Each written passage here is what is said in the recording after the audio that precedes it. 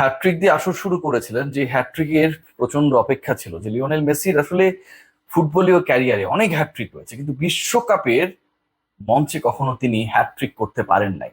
সেই Lionel Messi এবারের আসরটা শুরু করেছিলেন আলজেরিয়ার বিপক্ষে হ্যাট্রিক করে। তারপরের ম্যাচে 2 গোল, তারপরের ম্যাচে সাব হিসেবে নেমে 1 গোল, এবং এরপরে যত সময় গড়িয়েছে লিওনেল মেসির রোলটা বদলে গেছে। আমি আমার প্রত্যেকটা কন্টেন্টে আমাকে যারা আসলে ওই হলুদ পাখিদের সাপোর্টার প্রচন্ড গালিগালাজ করে, প্রচন্ড বুলিং করে, ট্রলিং করে, প্রত্যেকটা কন্টেন্টে আমি বলার চেষ্টা করেছি যে লিওনেল মেসি নকআউটের লিওনেল মেসি আর লিওনেল মেসি গ্রুপ পর্বের Lionel Messi totally different character.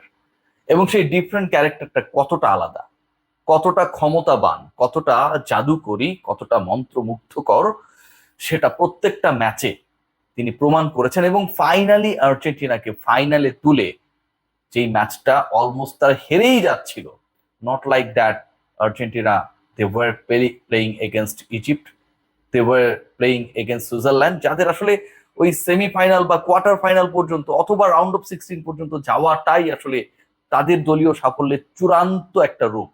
সেরকম দলের বিপক্ষে না, বরং ইংল্যান্ডের বিপক্ষে লিওনেল মেসি তার সেই ডিফারেন্ট রূপটা ডিফারেন্ট ওয়েতে, ডিফারেন্ট টাইমিং এ, ডিফারেন্ট প্রেশার সিচুয়েশনে যেভাবে দেখিয়েছেন, অ্যাপ্লাই করেছেন সাকসেসফুলি, তার দলকে হাঁটতে থাকা, দলকে ডুবতে থাকা ডুবন্ত তরীকে যেভাবে পারে ফিরিয়েছেন, অনবদ্য।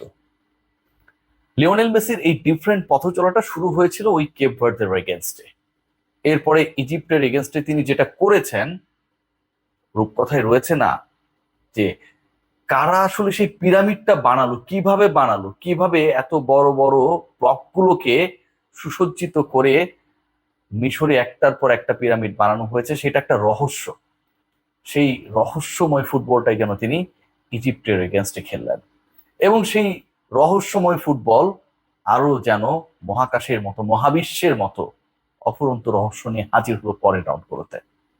সুইজারল্যান্ডের বিপক্ষে অসাধারণ পারফরমেন্স, এবং ইংল্যান্ডের বিপক্ষে যেটা করে দেখালেন, এটা কোনোভাবে, কোনো শব্দে, কোনো বাক্যে, কোনো পংক্তিতে এটা এক্সপ্লেইনেবল না। 39 বছর বয়স, এবারের টুর্নামেন্টে করেছেন 8টা গোল, এবং এই 8 গোলের 6টা তিনি গ্রুপ পর্বেই করেছেন। এরপরে আর্জেন্টিনা রাউন্ড অফ 32 খেলেছে, রাউন্ড অফ 16 খেলেছে, কোয়ার্টার ফাইনাল খেলেছে, সেমিফাইনাল খেললো।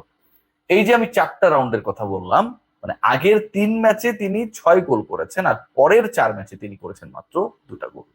কিন্তু এই 2 গোলের বিপরীতে লিওনেল মেসি করেছেন 4টা অ্যাসিস্ট, মানে আরো 4টা গোল তিনি করিয়েছেন। 39 বছর বয়সী লিওনেল মেসি 8 গোল করেন 2026-এর বিশ্বকাপে এসে। 39 বছর বয়সী লিওনেল মেসি 4টা অ্যাসিস্ট করেন। গোল আর অ্যাসিস্টের হিসাব করলে এবারের টুর্নামেন্টে এখন পর্যন্ত he is the top performer. Argentina বদলে যাওয়া, কিভাবে বদলে যাওয়া, কেমন করে বদলে যাওয়া, কোন জায়গায় বদলে গিয়ে আর্জেন্টিনা আসলে পুরো ম্যাচের কন্ট্রোলটা নিয়ে নেয় বা নিল বা নিচ্ছে, সেই আলোচনায় যাওয়ার আগে একবার ভেবে দেখুন যে কিলিয়ান এমবাপ্পেকে যখন বোতলবন্দি করা হয়, ঠিক ওই জায়গা থেকে, ওই ট্র্যাপ থেকে তিনি বের হতে পারেন নাই। আর্জেন্টিনা ম্যাচের দিকেই তাকান, ইংল্যান্ডের বেলিংহামকে অথবা হ্যারি কেইনকে কোথাও খুঁজে পেয়েছেন? একটা পর্যায়ে হ্যারি কেইন আর বেলিংহামরা তারা এতটাই অসহায় হয়ে পড়েছিলেন, মানে তাদের রোল তারা প্লে করতে পারছেন না, তারা গোল করতে পারছেন না, চান্সেস অপরচুনিটিস ক্রিয়েট করতে পারছেন না। So what actually they were doing that time, তারা ফাউল করা শুরু করে দিলেন। লিওনেল মেসির সাথে যেভাবে বেলিংহাম অ্যাটিটিউড দেখিয়েছেন, ফাউল করেছেন, ফেলে দিয়েছেন, এবং সেটার জন্য তিনি কাট পান নাই। লিওনেল মেসিকে আটকানোর জন্য সামটাইমস ডিফেন্ডার বনে গিয়ে যেভাবে ভ্যাবাচেকা খেয়েছেন হ্যারি কেইন, মেসি যেভাবে তাকে দুমড়ে মুচড়ে ফেলে দিয়েছেন জাস্ট ডফ দিয়ে, অবিশ্বাস্য না? কেন এই আলোচনা আনলাম? ওই যে বললাম এমবাপ্পেকে বোতলবন্দি করা যায়, হ্যারি কেইনদের বোতলবন্দি করা যায়, বেলিংহামদের বোতলবন্দি করা যায়, ক্রিস্টিয়ানো রোনালদোকে ইনঅ্যাক্টিভ করে রাখা যায়, বাট লিওনেল মেসিকে পারা যায় না। যে লিওনেল মেসিকে মোটামুটি 85 মিনিট পর্যন্ত আটকে রেখেছেন টাইপের একটা স্বস্তি পাচ্ছিল ইংলিশ শিবির, সেই তারা পরের 7 মিনিটে, 85 থেকে 92nd মিনিট পর্যন্ত, এই 7 মিনিটের মধ্যে তার ম্যাজিক দেখলেন। লিওনেল মেসি আসলে গোল করার জন্য খেলে না। ক্রিস্টিয়ানো রোনালদো বক্সের ভিতরে বাইরে দাঁড়ায় থাকে না, বলটা কখন আসবে আর তিনি কখন হিট করবেন, দয়া করে কিপার ছেড়ে দিলে একটা গোল পাবেন। লিওনেল মেসি সেই ফুটবলটা খেলেন না, তিনি খেলান। তিনি মুগ্ধ করেন, তিনি জাদু দেখান, তিনি তার দলকে এমনভাবে উজ্জীবিত করেন, এমনভাবে প্রাণ ফেরান, এমনভাবে ঊষর ধরণীতে সবুজের ফসল বোনেন, যেটা আসলে অবিশ্বাস্য। আজকের ম্যাচটায় যেভাবে লিওনেল মেসি দুটা গোল করালেন, 92nd মিনিটের গোলটা বাড়ি লেগে ফিরে বলটা আসলে লিওনেল মেসির পায়, অন্য কারো কাছে না, সেই তিনি কি অসাধারণ ক্রস করলেন। যেই লটারো মার্টিনেজকে গ্রুপ পর্ব থেকে মনে করা হচ্ছিল যে ইনঅ্যাক্টিভ, আরো একটা গঞ্জালো হিগুইন, সেই তিনি তার আসলে থার্ড গোল পেয়ে গেলেন। এনজো ফার্নান্দেসকে যে গোলটা করিয়েছেন, কি অসাধারণ পাস, এবং সেই পজিশনটায় তিনি এমন একটা জায়গায় ছিলেন যেখান থেকে আসলে তার ওই হিটটা অ্যাকুরেসি যদি আপনি মেনটেন করতে পারেন, পৃথিবীর কারো সেটাকে আটকানোর ক্ষমতা নেই। That is Lionel Messi, and that is the difference from Lionel Messi with the other footballers, with Cristiano Ronaldo, with Kylian Mbappe, with Neymar, with Dembele, Bellingham কিংবা হ্যারি কেইন। এই ডিফারেন্সটা আসলে লিওনেল মেসি করেছে। আর Argentina বলতে যাও কোন জায়গায়, খেয়াল করে দেখুন যে এই আর্জেন্টিনা অনেক বেশি ডিফেন্স, আজকে আর্জেন্টিনা বল পজিশনে ছিল 63% অ্যারাউন্ড, তারা পাসেস জেনারেট করেছে 500+, যেটা হচ্ছে ইংল্যান্ডের ডাবল।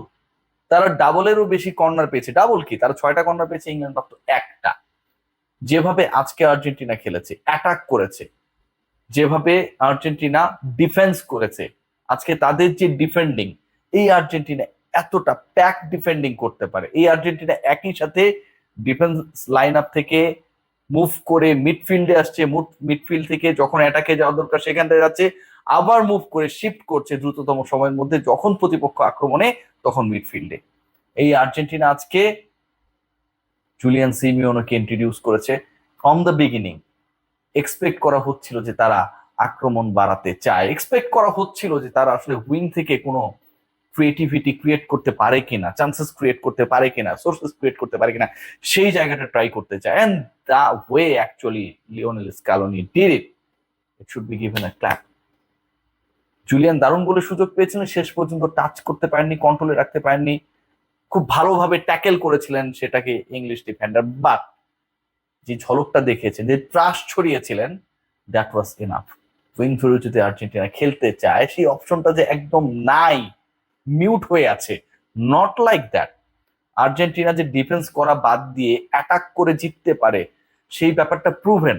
এই আর্জেন্টিনা লাস্ট মোমেন্টে যে খেলা দেখিয়েছে, খেয়াল করে দেখুন, এই ম্যাচে 7 মিনিটে 2 গোল দিয়েছে, আগের ম্যাচে 10 মিনিটে 2 গোল দিয়েছে, তার আগের ম্যাচে 4.5 মিনিটে 2 গোল দিয়েছে, 12 মিনিটে 3 গোল দিয়েছে।